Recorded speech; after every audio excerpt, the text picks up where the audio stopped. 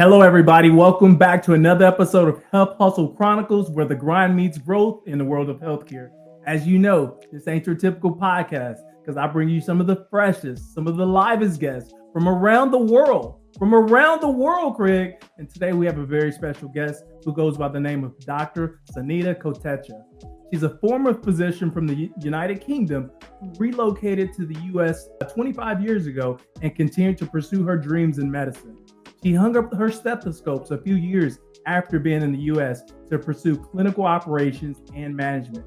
Guess what? Burnout and exhaustion from healthcare led her to step away and reevaluate her career goals. Her career now has evolved and blossomed on LinkedIn as a healthcare personal branding and content creator specialist for those in the healthcare space who wish to grow their businesses and create strong personal brands. Please put your hands together and welcome Dr. Sunita Kotecha to the stage. Welcome, Doc. How are you doing? Thank you. Good. I'm doing great. How are you? I am awesome. I'm even more blessed that you and we get this opportunity to connect, dive into your background and your story. I'm already excited. I mean, we're talking about you already rose through the ranks as a physician. I did. And you stepped away. And then you decided, you know what, let's change up the game. Let me be a personal brand strategist. Yes. That was quite a pivot and quite a change that I've gone through over the decades, I should say. I think, over the decades. Yeah, it's quite a bit. So there's so much to go off of your bio, but let's get into it. Before we get so deep into your background, please introduce yourself to the rest of the world so we can vibe with you and understand a little bit more about you. So who are you personally? Yeah, hi everyone. So Patrick was saying that, I am originally from the UK. You can probably hear still some of my British accent, despite being in the US for 25 years now. Yeah, so pretty much my background is just I was in medicine for many, many years, and through an arranged marriage came to the United States, which kind of tweaks a lot of interest when I say that. Right. So from doing that and working in the healthcare space, and I continued in medicine, but then with my ex-husband, who's a neurosurgeon, he and I both collectively made a decision that no, I'll step away so that we can build an empire together, build a business together. And so that's kind of how I navigated out of medicine and into more operations and management, which I had no experience of 25 years ago. But hey, I learned, along the way. So then, and I think, just after having built multi-million-dollar thriving practices that I did in, the neurosurgical field, went through a divorce and then had to kind of reevaluate what I was going to do with my life.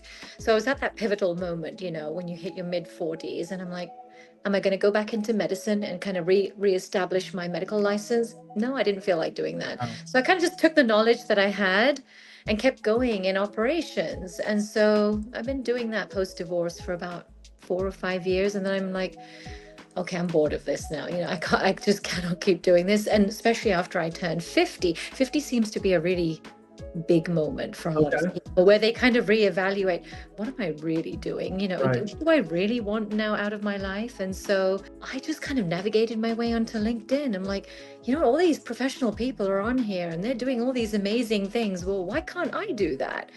So that's how my LinkedIn journey started. Wow, it's so interesting already. There's so much to go. Just your intros. We're talking about arranged marriages. You talking about I know. I've been through all kinds of things. Right, a former physician building a multi-million-dollar practice, and now you turn this entrepreneur who's helping people with their personal brand. Yeah. So you did a really good job of going from that personal life into your professional life. I kind of want to back up and just get a little bit more meats on the bone. So let's start. What type of physician were you? Or are you, should we say? Because it's not like it goes away. I stepped away from actually seeing patients, but I was in podiatry. And so I working in the National Health Service many years ago in North London, Northwest London, East London as well. And just did the whole 9 yards of being a podiatrist, All right. And so for clarification, I don't want to assume, but I want to ask you, are you from Indian descent? I am of Indian descent, yes. Okay. Born and raised in London, but yes, of Indian descent. You mentioned the arranged marriages, and I know culturally there's a few cultures that really dive into that. So yes. Okay. Wow. Yep, absolutely. This is eye-opening and awakening already. This is gonna be so freaking good. This is gonna be Yeah, so good. I mean, I had a thriving career. I was going to, at some point, step into private practice in London. Right, And my parents were kind of like, no, you need to get married. And so then the whole arranged part right, kind of stepped in. And so I was matched. And right, so, and with that match that I did have, I had to move country. right. Okay. That wasn't your decision. It was up to your You know husband what? at that point. They would actually show me prospective individuals Okay. that would meet their specifications, I'm going Okay. to say. But then I had the right to say yes or no, or Oh, I didn't have much interaction, not too much interaction with these individuals that I was kind of being matched with, but there was conversation, not so much meeting of them. You kind of, I mean, it was about 25 years ago, so I mean, you kind of do feel a little bit pressured to kind of make a right. decision based on just some superficial information, not like today, right? Like I would do with my own children. It would be like, no, no, no, don't do that. You need Right. to get to know them. You need to maybe, really to spend time to get to know them. Wow. Yeah, I didn't quite have that kind of option. So it feels like more the pressure is you're trying to fit the needs of both your family and the family of the Yes, individual that you're yes, looking to get married to. yes, Is that yes, right? yes, Okay. absolutely. That's so interesting. And I know this podcast is not about arranged marriages, but I'm glad you opened it up with that just to provide some insight because I know there's a lot of people that have questions whether or not that even still exists today. Is that still a thing? Yes. Okay. Yes, yes. Back home, I mean, I say back home, not in India, but Right. well, actually, even in India and even in the UK, I mean, parents who, know each other, and if they see, well, you've got a son, you've got a daughter, Right. this is the kind of educational background he has, and this is the educational background she has, and this is his height, this is her height, Right. and kind of like, this is what he, this is their food specifications Yeah. and this is her food specifics, and they kind of match it on paper, so to Mhm. speak, and then they introduce you in the hope Interesting. that I mean, yeah, it's still kind of loosely there. Okay. Okay. I mean, but at the end of the day, culturally, your family was looking out for you, right? Trying to make sure to match you with the right economical background, That's so they it. can, That's yeah, exactly what it was. put you in That's position exactly you what would it was. continue to thrive, right? Yeah, Okay. yeah. It's we can have a whole nother topic on that, and sometimes we probably will come back to that because I know there's tons of people who are interested in knowing more. That's intrigued. I remember watching that Netflix special about it, right? The Indian arranged marriages. I Yes, was yes, fascinated. I was yes, what? yes, yes, yes, yes, yes. I mean, This that's is modern day version now, right? okay. But I mean, in my parents, I mean, my parents' time, my mom and dad didn't even meet each other. They Oh were wow. met on their wedding day. Oh We wow. were like, okay, they still made it work 50 years later, 55 years later. So, I mean, that was part of our norm. Right. Okay. So today you're still a podiatrist. You're just not actively practicing today, and Correct. your main focus is on personal branding. And you basically got your start on LinkedIn. Is that what I'm hearing? Through the evolution of what I described, yes. I mean, Right. I just not right now I'm focusing more on LinkedIn. That's Okay. pretty where I get my clients from right now. Yep. Now, a little birdie told me that like you may or may not be a social media star. That's what I heard. I heard like you have like posts that go viral across LinkedIn. Can you shed some light on I that? had one. I was not anticipating, like, here I am, this 50-plus-year-old. I'm just putting content out there. And I did. I had one LinkedIn post that went viral. I think I checked it last week. It ended up with around 197,000 impressions on it, just shy of 200,000. Wow. But So I think okay. it was the timing, it was more the timing of it, where it wasn't even me teaching anyone about personal branding or anything like that. It was more just coming from a personal space where the elections were about to be happening. There was Okay. a lot of uncertainty in the globally and in the US as well. And, the job market was the way it was and probably still is, and so I just put a post out there about one of my tenants. My tenant couldn't pay me for a couple of months of rent. And typically, a landlord would just tell them, you know what, get out, Yeah. leave. I need Yeah. another. And because I need you know, my monies. I need my money. And so Yeah. I couldn't do that. I just did not have the heart. Not that I knew her personally, but she's a mother. She's a single mom like me. And, you know, she was honest with me, and I let her stay there for a couple of months. I'm like, you know what? Because she said that I am looking, I'm going to get a job. I will find something. I promise I will continue to pay. And you know what? I just didn't have the heart to do it to her. I didn't want to throw her out. I just couldn't do it. It was just before around election time, you know? And so I just described how, you know, people do sometimes go against the grain of what you would normally expect, right? I mean, Right. a typical landlord will just say, "Get out! You've got Sure. a week. Get your stuff Right. out. Get out You of here. shit out of here. Give me my Get money. out of here. I don't want you here." But you know what? I leaned into God. I leaned into my spiritual connection. I'm like, I can't do it. But so, you know, she's fine now. She's back on track again, paying her rent now, and everything's good. And that went viral. So she's still a renter for you. She still rents from you. Okay, so the story had a successful ending. She ended up finding a job again, and so she's working and she's paying her rent now. And you know, it's more just, you know, her heartfelt thank you to me for not evicting her at that moment when she really was in a tough spot. You know, so I carry. I mean, it's got the home has a mortgage on it, and so I just continued the payment for a couple of months while she couldn't. Ultimately, it's my property, right? And so, right. You can do what you want to do with it. Yeah. So the upheaval of making her go and leave and packing her stuff and going through the home and, you know, and then finding somebody else and having them move. I'm like, I'm going to give this I'm going to give it just to see if it plays out the way it needs to. And it did. It worked out. So sometimes I think creating posts that go against the grain of what you expect people to do, you know, that one went viral. Kudos to you, Doc. Kudos to you. Look at that. So you're leading with empathy, and in return, you had someone who was able to rebound, and they're still a tenant today. Yes. All thanks to your empathy.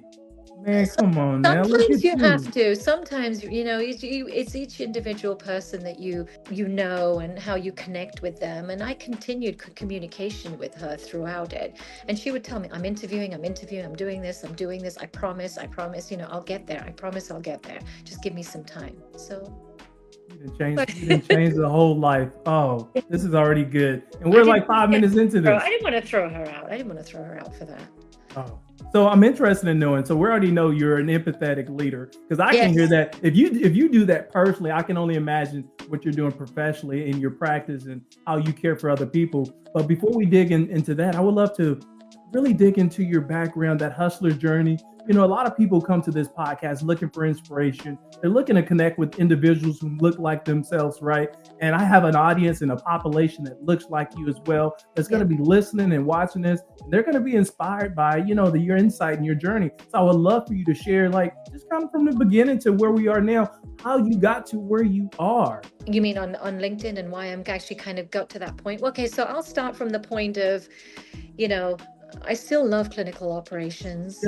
The management side of it. In fact, even last July, I stepped away from operations, and it almost broke my heart to do that, because my staff from there, it's been 7 or 8 months, they still email me. They still text me. Right. They're still in touch with me. The doctors are still kind of communicate with me, which is kind of, it's heartfelt to know that, you know what, they respected me that much. But I think for me, especially after I hit 50, I came to a point of understanding that it's either now or never. You know, do I still want to keep doing the same thing that I'm doing until I retire? And, you know, and it is stressful. It's stressful being in medicine, in any form of medicine. You know, it doesn't matter where you are, hospital, private practice, or, you know, whatever setting you're in, you know, ambulatory center. So I was seeing others on LinkedIn who are professionals like myself, but from different backgrounds. You know, I don't know too many from the healthcare space who are doing personal branding myself, but, you know, I'm like, you know, there are others doing this. There are others who are creating something, a brand for themselves, you know. And so why can't I do that? You know, if others are doing it. And I never really had any direction per se. When I started on LinkedIn, I didn't really have a purpose. In fact, when I left working last July, my initial posts were very much about, okay, I'm here and I'm not really sure what I'm doing here now. Right, right, right, I'm right. not sure what I'm doing here, but I'm just here, you know, just kind of connecting and just kind of like reaching out into the universe just to see what kind of comes to me. And so that's how my journey on LinkedIn started. Clueless. It started clueless, to be honest with you. And now you're impacting and helping so many other people in the I am, space. but then, you know, I mean, I had to do a lot of, you know, editing of my content, my Sure. Yep. posts. I spent hours, I spent a lot of time on the LinkedIn space, reading, assessing, looking at different posts, seeing what they're doing. I did connect with some LinkedIn, some coaches as well that helped me kind of grow, understand, and learn over the last, you know, since I left my corporate job, to really understand how to actually positively grow a personal brand. So it's been a journey. It's definitely been a journey of a lot of learning since I stepped away from corporate. And so that's pretty much how I've kind of just grown on the LinkedIn space now. And so now I do have followers. I do have people commenting on that. And a lot of people in the healthcare space who do kind of reach out to me with wanting their LinkedIn page kind of optimized or kind of needing help with their content, which is, you know, one of my more recent clients who are just needing actual help with their actual LinkedIn content. But they approach me with that because they know I have the medical background and the knowledge, because they're a medical business themselves. And so I can create the content or posts or whatever based on my medical background and my medical knowledge to kind of create meaningful content for them. That's, you know what, that's really a dope skill to have, because as you see what's happening, you know, just across the world, people are making a lot of pivots, much like yourselves, and people are realizing that, you know, life could be long. And so just because I navigated in this path doesn't mean I have to stay in that lane. I can do something different. And so connecting with you to help them with that pivot in life and that personal journey. Pivot. And it's looking at the bigger picture. Well, where, you know, I mean, when you're in corporate space, I mean, and depending on what kind of role you have, I mean, medical billing and coding and that kind of stuff, that can some of that can be done from home, or, you know. But for me, I think the biggest thing after I hit 50 was I need flexibility. I want to be able to go home. I want to be able to go back to London and see my, you know, elderly parents now. And if I'm in a corporate space, I have limited time and I accumulating your hours so I can go home and see my mom and dad as they're getting older now. And so I think with age, you do look for flexibility in your time where you can still work, but then still be able to move around. Or even in my case, you know, with kids in college, you know, I'm still in touch. I still need to go and see them, drop things off at them. And, you know, I need to have some little bit more flexibility than what a corporate 9 to 5 could give me. Interesting. Okay, so we're going to dig more into that. But I have to know, like, what inspired you to become a podiatrist? Out of all the physicians, like, you could have been any physician, but why a podiatrist? So that was kind of a weird one. So it's a bit of a sad story, actually. So, you know, when I did, you know, once I was done with my schooling, I actually did get accepted to, I'm trying to think, ophthalmology. Okay. But that was actually outside London. And there was also an orthopedic residency type thing that I got accepted to. And that was also outside London. Now, my father, being the conservative Indian dude that he is, he said to me that, you know, no, you're an Indian girl. You cannot go out and live outside the house. That'll bring shame. That'll bring, you know, dishonor to us. And, you know, it was more just, he went into hyper protective mode that, no, I cannot have my daughter living outside home that far away from me. God knows what's going to happen to her, or God knows what kind of interactions she's going to get involved with, or what kind of guy she's going to get involved with, and they'll bring shame and dishonor to me. So at the last moment, you know, I found myself in a position where he was saying, no, if you're gonna continue down this path of medicine, you're gonna have to find something that's in London where you can commute. So that kind of limited me. And so then at the last minute, I'm kind of scrambling, thinking, what the hell am I going to do? You know, I don't want to waste another year. And so then I found a residency program in podiatry, and it was commutable. I Okay. could go back and forth from home where I didn't have to leave the house Right. and be able to continue. So I was still in medicine, not quite the medicine I'd chosen for myself, but so then I had to make a pivot at that point to kind of like meet the needs of what my parents wanted at the time. So, what did your parents tell you that they wanted you to be a physician, and then through the course of trying to navigate and looking at what was close, you landed on podiatry, or being a Yes. physician was your choice to begin So with? for the physician, that was my choice, but then Okay, to go into podiatry was more out of circumstance because they got it. didn't want me to move, and I was open to moving. I wanted to move. I wanted to go and pursue another field. But I mean, things work out the way they do based on Sure. that was destined for me. Right, right. It was Now, destined for me. growing up in your household, were you a single child, or you had siblings? I have a younger brother who's a CPA. Okay, all right. So he didn't follow that medical route. He learned from you. He was like, hey, I'm gonna do something different. Yes. All right, interesting. Okay, all right. I'm interested in knowing then. Okay, if you hadn't been the podiatrist, it sounds like you would have been an ophthalmologist. Was that your first choice, or did you have another choice? Maybe orthopedics even. Orthopedics. Maybe. Okay, Maybe all right. orthopedics even. So, we'd love to know, like, what exactly are you doing today here in 2025? Say that again. What exactly are you doing today here in 2025? What am I doing today? Yeah, your main focus today. In terms of my career, yes, my ideals and my goals are just to keep growing in the LinkedIn space. I guess just continuing to reach out to those in the healthcare space who are also looking to navigate and kind of grow something, because I definitely have nurses reaching out to me, lots and lots of revenue cycle management type companies, so many actually that reach out to me. Those are in all kinds of physicians reaching out to me. I have all kinds of strange and weird and wonderful people in the healthcare space. So I Right. think just kind of continuing to grow that, and just, I'm still working on my other endeavors, which are more real estate related. I'm a property manager. I'm involved in property development as well in the Houston area as well. And so kind of like navigating my journey and, my kind of financial growth in that way, but always understanding that I need to, if I can, maintain some degree of flexibility at this point Right. in life. That's my You goal for 2025. you said that word a few different times, flexibility, and then you also mentioned your age several different times. And what Yeah. I'm picking up on is that, the pivot was inspired by your want and need to be more flexible in your life, so you can focus on the things that make you happy at this point. Am I right? Yes, especially because, there are people that I know who are like 60 and beyond Mm-hmm. who kind of are getting to that retirement age, Yeah. So then for me, I mean, I definitely know physicians who are going to be hitting retirement age who Right. then think, well, now what? What am I going to do next?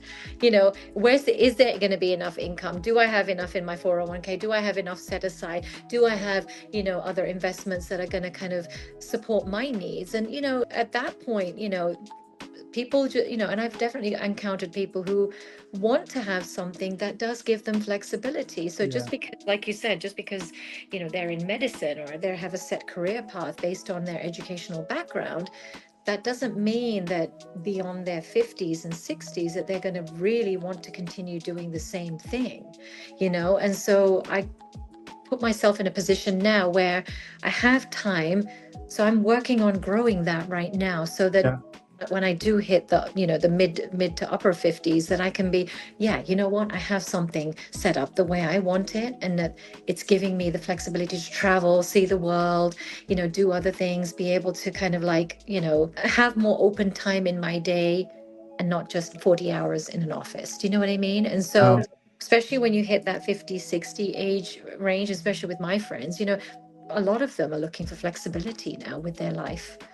I love that word. I love that And to be word. able Hey, to listen. enjoy and travel and, grow other skills that they may want to develop before time is too late for them, and, develop a better connection and communication with God and spirituality, and spending time with church, and, doing the other things that are meaningful and valuable to them. We only have today. And that's something that I've definitely learned through my meditation practice, which I'm doing twice a day. In fact, I even did even before I hopped on this call. Okay. Okay. That we really only have today. We really only have today. And the past is gone, and we learn the lessons that we need to from that. The future is an unknown. And so it's about today and kind of fulfilling our need today and being the best version of who we can today for the people around us, and I definitely lean into that a lot now. That's powerful. That really, really is powerful. I mean, and guys, if you're just now joining us on the show, welcome to Health Hustle Chronicles, where the grind meets growth in the world of healthcare. As you know, this ain't your typical podcast because I bring you the freshest and the livest guests from around the world. And today we partnered up with Dr. Sunita Kotecha. Did I say it right, Doc? Kotecha? All right. She's a former physician from the UK, relocated to the US 25 years ago. She's continued to pursue her dreams in medicine. She hung up her stethoscope a few years ago and began pursuing her clinical operations and management, here in the US. But burnout and exhaustion from healthcare led her to step away and reevaluate her career goals. Her career has now evolved and blossomed on LinkedIn as a healthcare personal branding and content creator, specialist for those in healthcare space who wish to grow their businesses and create a strong personal brand. So back into it, Doc. From a personal brand strategist standpoint, do you only focus on helping people who are making a pivot within healthcare, or do you have other segments of, people in life that you help with their personal brand as well? Actually, I'm doing both. And so one of my more recent clients, even on my LinkedIn page, you can see it's not, I just seem to gravitate and have people in the healthcare space who come to me. But personal branding is personal branding, no matter what background you're from, right? And so one of my recent clients, I'm actually managing the business side of it, where their actual medical business, but they also want to develop their personal brand. And so that's kind of slightly different, where, I'm kind of like reaching out to them, and it would be the same for anyone. Hey, share me pictures, get into a conversation with me. I need to get to know you, because if I'm going to write content for you, the individual, I need to know you as a person, talk to. And so I have these questions that I ask them, and,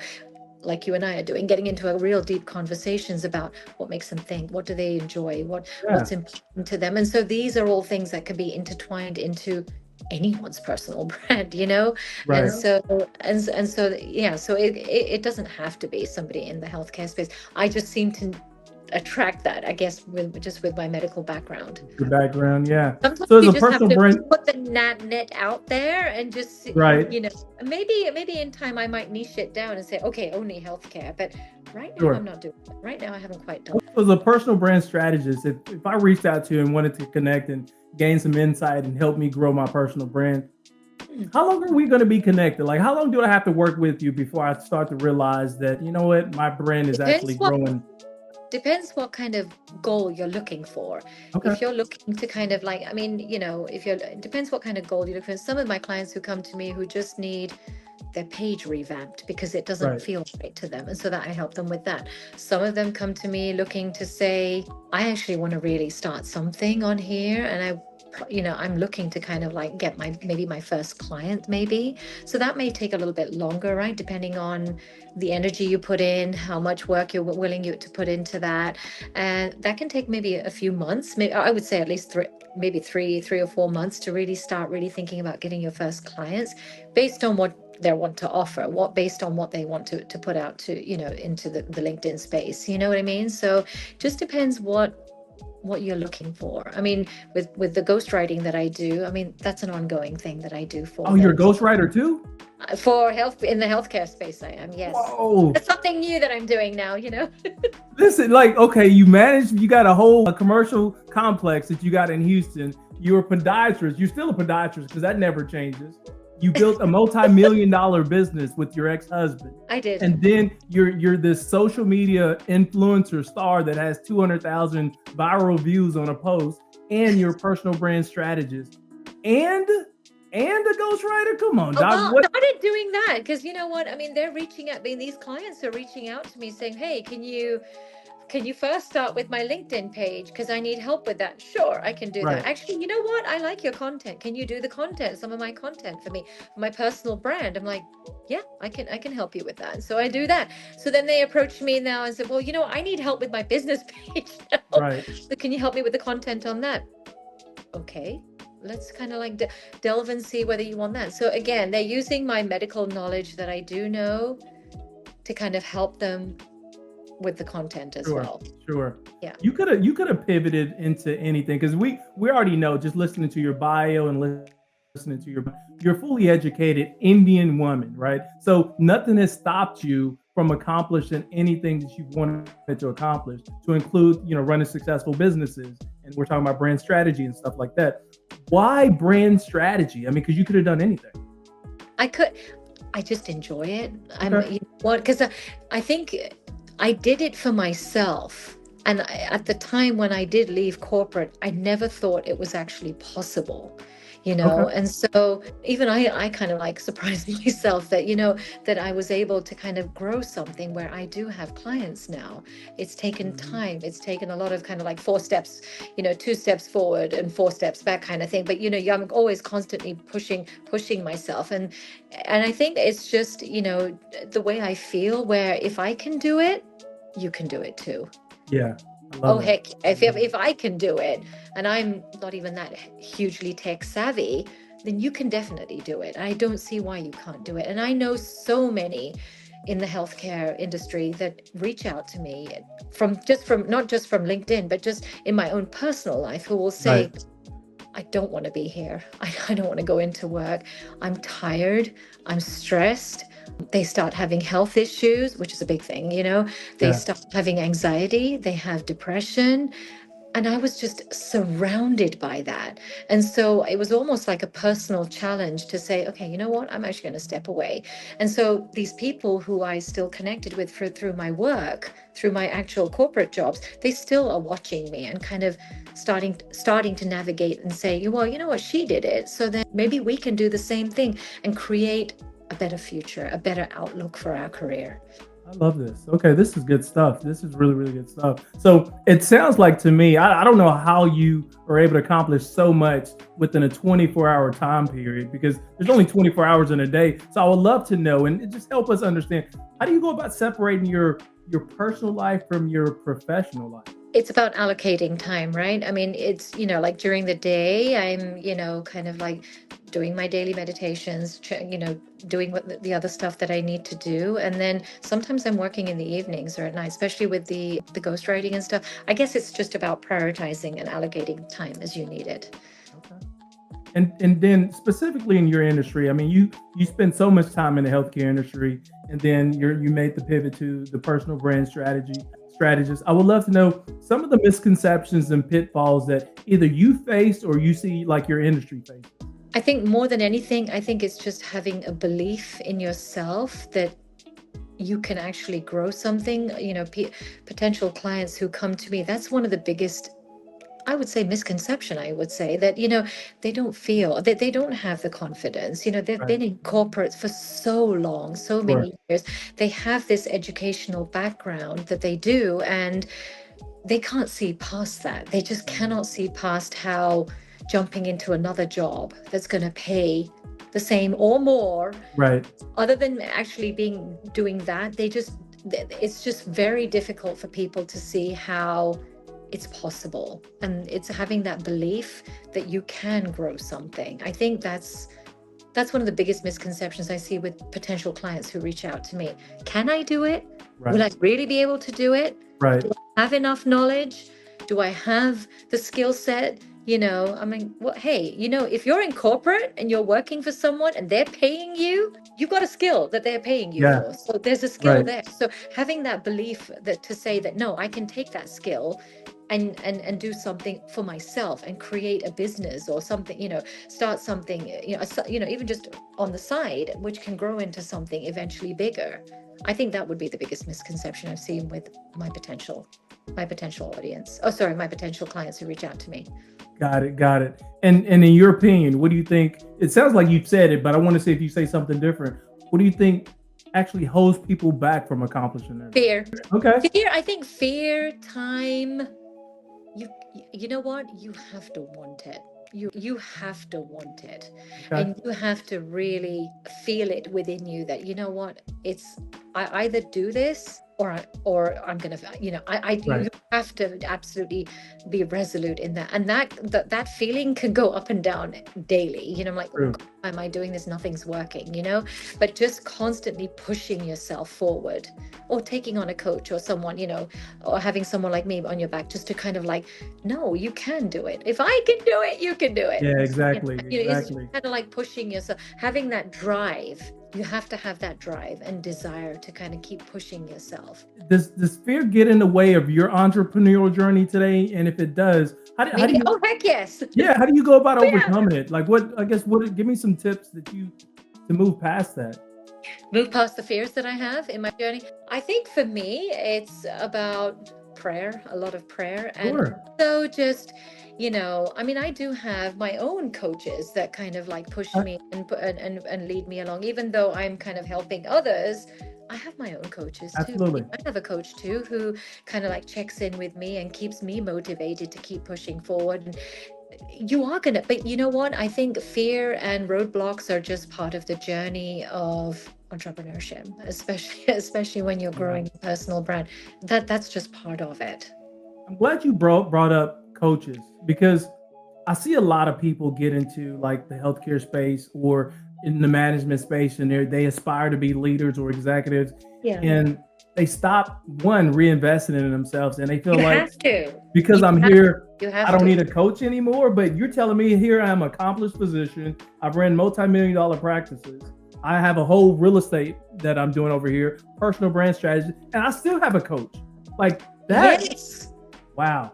You do need it. It's an investment in yourself that you have to do. Okay. You have to invest in yourself to be able to push yourself and do other things, because these coaches have reached that, right? Yes. They're doing it. Right. They're already doing it, and they've gone in a direction that I want to be in. And Sure. so it makes sense to me to lean into that and kind of like utilize the knowledge that they have so that I can grow and be like them. Yeah. I think the thing One day grow up and be like them. the thing for a lot of us is like we feel like if I have to reach out to someone else to help me with my life, then it makes me a failure. And you're saying no, that's not the case. Oh, heck no. I don't see how else you can really, truly grow. I don't think I would have gotten to the point where I am if it wasn't for the coaches for me, because otherwise you're just navigating just kind of blindly without any strategy as to how you're actually going to get this. Okay. That's really good stuff. Tapping into the knowledge of others who are few steps ahead of you, Right. is a game changer. Ooh, that's a good word, game changer. So tell me, doctor, what's the impact that you're trying to make today? In what way? To who? You tell me, business, professionally, personally, impact that you're trying to make today. When it's all said and done, it's written, you're no longer here. I made this impact, and I feel good about it. I think aside from my work, I think my personal growth within and in my own spiritual connection, and finding peace and being at peace no matter what on earth is going on around me, and actually instilling that to close friends, close family, especially my children as well, as we try and navigate our way through this very messy world that we live in right now, so that, the ups are going to come, the downs are going to come. We're going to go through wonderful phases of our life and absolute gut-wrenching tragedies in our life as well. And that's our life in a nutshell for every single human being that's kind of alive on this planet today. But how you navigate that and how you get through that and how you get stronger, how you navigate through that through spiritual connection and staying grounded and understanding the highs and especially the lows, the low points, and how you kind of grow, learn, and grow yourself as a human being and move forward with your life. My goal is to actually impart and instill that in my family, friends, people who are in close connection with me. And especially I do work on that with my children as well, because more than the money and your career, that is going to get us through the longevity of life. Two questions wrapped into one, Doc. So someone who's interested in maybe pursuing a similar path as you, like fulfilling their goal of being a podiatrist. I would love to know what advice would you give them? And then the second part, someone who's interested in making a pivot and maybe interested in connecting with you from a personal branding standpoint, what advice would you give them? So two questions in one. It's all about advice, being a physician and then personal brand strategy. So with my own daughter, I mean, it's kind of like similar advice that I give to my own daughter who doesn't want to go into straight medicine, to do more PA studies. I think before even becoming a physician, you need to really lean into yourself and say, is this really what you want? Do some volunteering. Same thing I said to my daughter, do some volunteering in hospitals, kind of really feel how you feel about being around patients. Is that really what you want? Go and do some shadowing, understand what they do day to day, go in and see if they'll, put your scrubs on and go in and spend some time with other physicians and really feel, does this feel right to you? Does it feel right in your heart?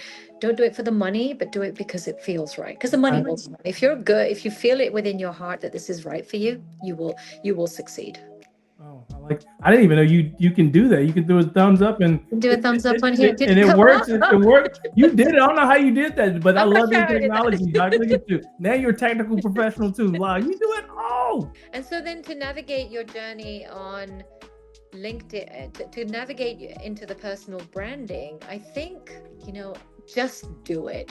Just go on there. Like I mean, that's literally what I did. Just step out of your shell, step out of your comfort zone, and just put a damn post out there. It doesn't have to be perfect. Okay. It doesn't have to be, great. It's going to be crappy in the beginning anyway. It's not going to be great in the beginning anyway. But you don't know, and you're not going to learn unless you start, unless you try. Put the post out there, try, see what happens, and start connecting with others in your industry. All right. So, Doc, question here is outside of work, right? Because we know you're still a physician. We know you're a personal brand strategist. We know you're just a serial entrepreneur. We know this much already.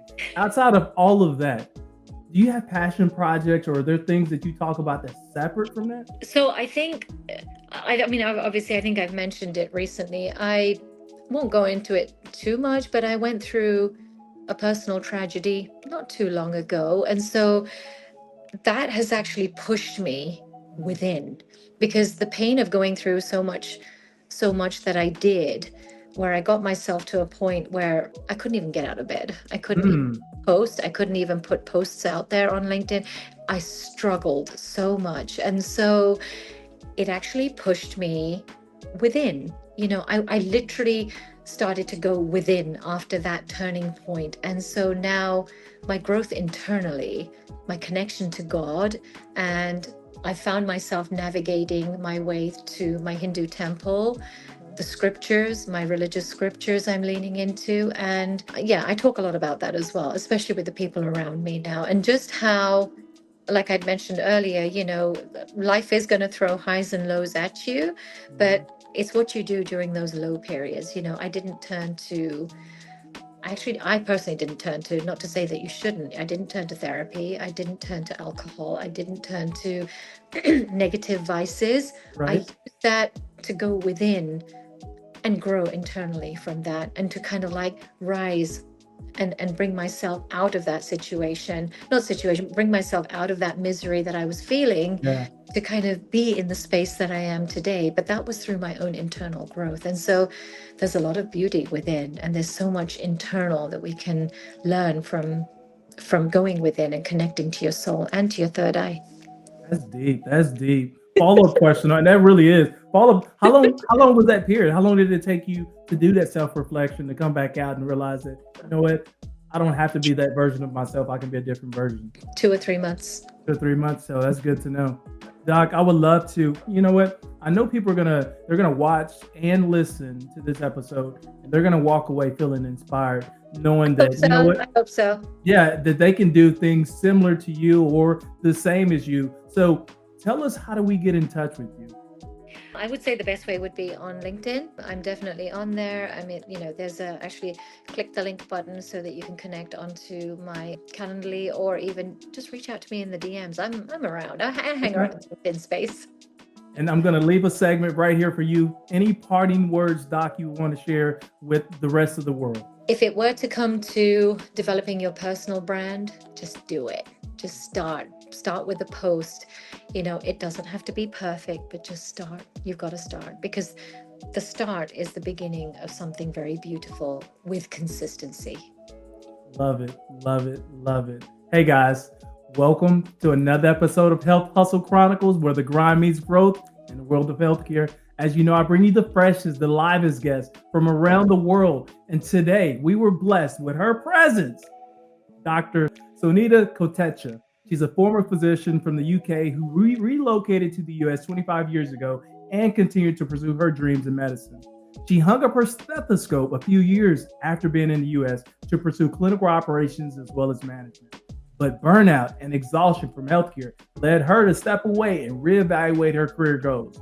Her career now has evolved and blossomed on LinkedIn as a healthcare personal branding and content creator specialist. For those in the healthcare space who wish to grow their businesses and create a strong personal brand, you definitely need to connect with this doc right here. It's been a fire episode, Doc. I appreciate you bringing tons of energy, tons of insight. This is amazing. I love it. I can't wait to get this out. Thank you.